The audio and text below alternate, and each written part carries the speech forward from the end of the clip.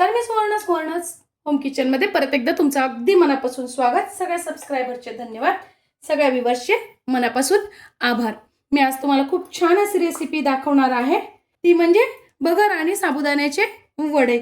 अगदी झटपट होतात आणि खूप छान होतात। तर बघा, मी इथे घेतलेले 1 वाटी भगर आणि 1 वाटी साबुदाणा भाजून त्याचं मिक्सरवर बारीक असं पीठ तयार करून घेतलेलं आहे आणि ते चाळून घेतलेलं आहे, म्हणजे मग जाड काही कण असतील तर ते निघून जातील। त्यात मी 1 चमचा मीठ टाकून घेतलेला आहे,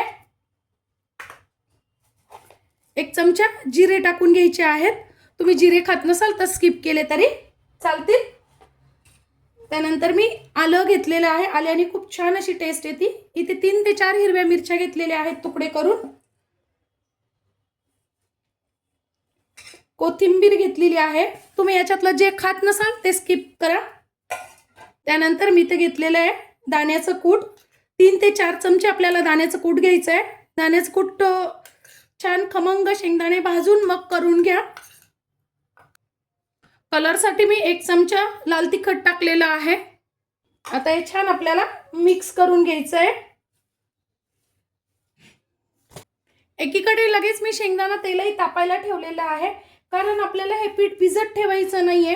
जेवढं आपल्याला लागतं तेवढंच भिजवायचंय, कारण हे पीठ भगरीचं पीठ असल्यामुळे हे लवकर सैल पडतं, त्यामुळे हे पीठ आपल्याला भिजवून ठेवायचं नाहीये। तुम्ही पाहिजे तर हे असं एवढं मिक्स करून कोरडं बाजूला ठेवू शकता आणि जेव्हा तुम्हाला वडे करायचे असतील ना, तेव्हा पाणी टाकून भिजवून तेवढेच वडे तुम्ही करू शकता।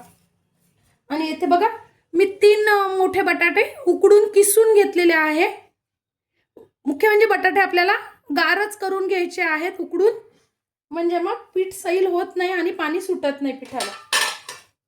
आता शक्यतो पहिल्यांदा आपल्याला ह्या बटाट्यामध्येच पीठ भिजवून घ्यायचं आहे आणि मग लागलं तर पाणी टाकायचं आहे। तुम्ही इथे फक्त भगरीच्या पिठाचे किंवा मग फक्त साबुदाण्याच्या पिठाचे पण बनवू शकता, किंवा मग भाजणीचं पीठही घेऊ शकता। आता बघा, थोडं थोडं पाणी टाकायचं आपल्याला, खूप एकदम पाणी टाकायचं नाहीये, कारण याला पाणी खूप कमी लागतं। बघा, खूप सैलही नाही आणि खूप घट्टही नाही, असं आपलं छान पीठ तयार झालेलं आहे। याच पद्धतीने आपल्याला करून घ्यायचं आहे। तुम्ही प्लास्टिकच्या कागदावर ठेवून याच्या पुऱ्या पण करू शकता। आता थोडंसं मी इथे तूप घेतलेलं आहे, तूप तेल तुम्ही काही घेऊ शकता।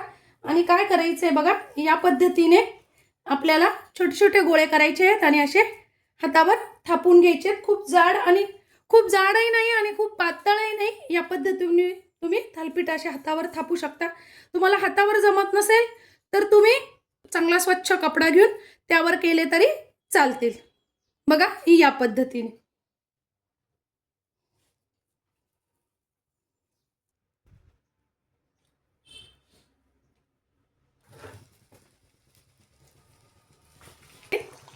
मी इथे लोखंडी कढई घेतलेली आहे, त्याच्यात शेंगदाणा तेल टाकून घेतलेलं आहे। बघा, जितके तुम्हाला कढईत बसतील तसे तुम्ही टाकून घ्यायचे आहेत आणि छान तळून घ्यायचे।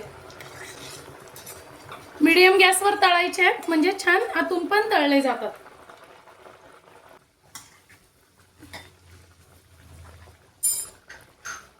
मस्त असे आपले वडे तयार आहे, काढून घ्यायचे। छान फुगले पण आहेत